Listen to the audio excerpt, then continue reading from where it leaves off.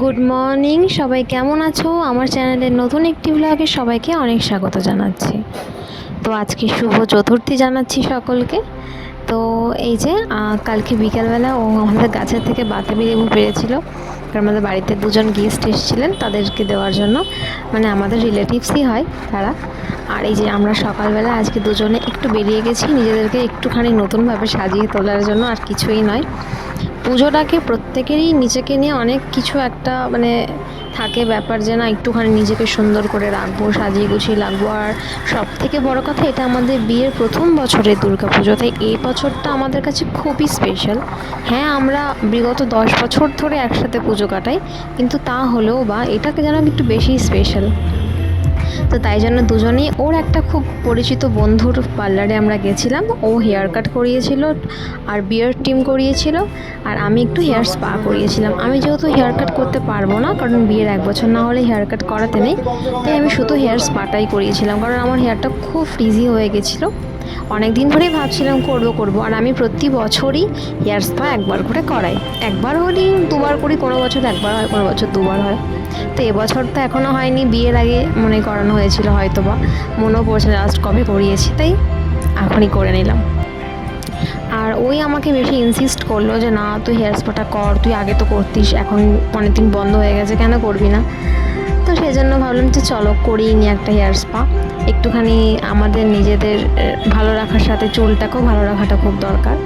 আর এই হেয়ার স্পাটা কিন্তু তোমার চুলের জন্য খুব ভালো। আর এটা আমি ব্র্যান্ড দেখে লরিয়ালের হেয়ার স্পা করেছি, স্মুথ স্পা যেটা, সেটা করিয়েছি। যাই হোক, আমার চুলটা অনেকটা আগের থেকে স্মুথ হয়েছে, ভালো হয়েছে। তো চলো তারপরে বেরিয়ে পড়লাম বাড়ির উদ্দেশ্যে। বাড়িতে নাইকা থেকে একটা পার্সেল এসছে। পার্সেল এখন প্রতিদিন 3-4টে করে আসছে। ওর গেঞ্জিই বেশি, আমার কিছু অনলাইনে এখন আসছে না। এই যে নাইকা থেকে জিনিসটা এসছে, এটা কিন্তু কি তোমরা দেখলে বুঝতে পারবে। তো তোমরা দেখো এটা কি। এটা কিন্তু আমার জন্য নয়, এটা আমার শ্বশুর মশাইকে আমাদের তরফ থেকে একটা গিফট। কারণ বাবার একজন মানে বন্ধুর থেকে বাবা একটা পারফিউম মানে ভাল লেগেছিলো বাবার একটা, তো বাবা সেটা আমাকে বলেছিল যে এই পারফিউমটা দেখিস তো অনলাইনে পাস কি না। তো তখন আমি এটা নাইকাতে পাই এবং আমাকে নাইকাতে সেল দিচ্ছিল। আর আমি যেহেতু নাইকা থেকে প্রচুর জিনিস পারচেস করি, সেজন্য আমাকে নাইকা থেকে অনেক গিফট কার্ডও দেয়। তো সেই জন্য আমি নাইকাতে এই পারফিউমটা 50% লেসে পেয়েছি। মানে এটার প্রাইস হচ্ছে 1000 টাকা, 999, 999, সেটা আমি 500-এ পেয়েছি। আর এখন বেলা ভিটা মানে এই ব্র্যান্ডেরও অনেক সেল দিচ্ছে, দিওয়ালি সেল টেল দিচ্ছে, তারপরে নবরাত্রি সেল দিচ্ছে নাইকাতে, তো অনেক ছিল। তো এই যে বেলা ভিটা হোয়াইট, এই পারফিউমটা লেমন ফ্লেভার একটা গন্ধ আছে, লেমন গ্রাসের একটা ফ্লেভার আছে, এর মধ্যে একটা কিছু উডি উডি ব্যাপারও হয়তো আছে, আমি ঠিক জানি না, কারণ আমি এটা আগে ইউজ করিনি। তো বাবা এটা মানে গন্ধটা বাবার ভালো লেগেছিলো, সেটা বাবা বলেছিল বলে এটা অর্ডার দিয়েছিলাম। তো বাবা বলেছিল যে পেলে অর্ডার দিয়ে দিস, তো সেই জন্য অর্ডার দিয়েছিলাম। এই যে জিনিসটা 2 দিনের মাথায় ডেলিভারিও করে দিয়েছে।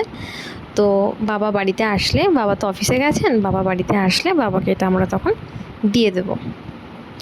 আর এই যে একজন দেখুন, এখন উনি বেরোচ্ছেন, কাজেই যাচ্ছে, কিন্তু পুজোর জামা এত আসছে তো মানে অস্থির হয়ে যাচ্ছে নতুন জামা পরার জন্য। বললো আজকে চতুর্থী, আজকে থেকেই আমি পড়া স্টার্ট করব। ভালো কথা, আমার পুজো তো এখন ঘরে বসেই কাটছে। আমার পুজো হয়তো ষষ্ঠী কি সপ্তমী থেকে শুরু হবে, তো ওর পুজো চতুর্থী থেকেই শুরু হয়ে গেল। নতুন জামা পরে সিল কাটতে ভুলে গেছে, কারণ কী করবে, কাইচি ঘরে ছিল না, নীল কাটার দিয়ে সিল কাটছে। নতুন নতুন সব তোমরা ডিফারেন্ট স্টাইল দেখতে পাবে আমার ব্লগে। তো এই ব্ল্যাক কালারের এই টি শার্টটা পুমার, এটা ও ফ্লিপকার্ট থেকে অর্ডার দিয়েছিল, এটা চলে এসেছে। এটা আজকেই ডেলিভারি দিয়ে গেল, আর দেখো আজকেই ওর পড়া হয়ে গেছে। আর তারপর একটু নেল পলিশ পরছিলাম, কারণ নখগুলো তো আর বড় হচ্ছে না, কী আর করবো, ছোটো ছোটো নখে একটু নেল পলিশ পরি।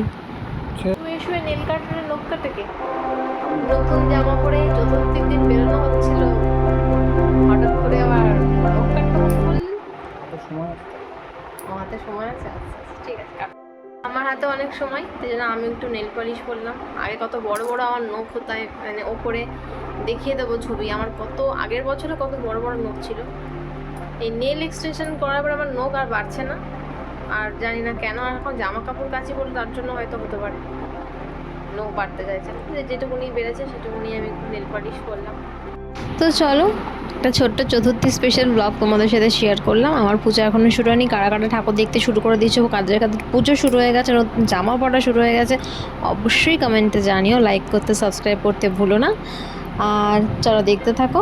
আর আমার হেয়ারটা অনেকটা স্মুথ হয়েছে, তোমরা ক্যামেরায় কতটা বুঝতে পারছো কি কী আমি বুঝতে পারছি না সেটা, তবে আমার তো খুব পার্সোনালি ভালো লেগেছে। তো ও বেরিয়ে গেছে, মানে বেরিয়ে যাবে এখন, এই যে এতক্ষণ ও বেরিয়ে গেল। আমি ও ব্লগটা এখানে এন্ড করছি, আবার দেখা হচ্ছে নতুন একটা ব্লগে নতুন সকালে, ততক্ষণ স্টে টিউন।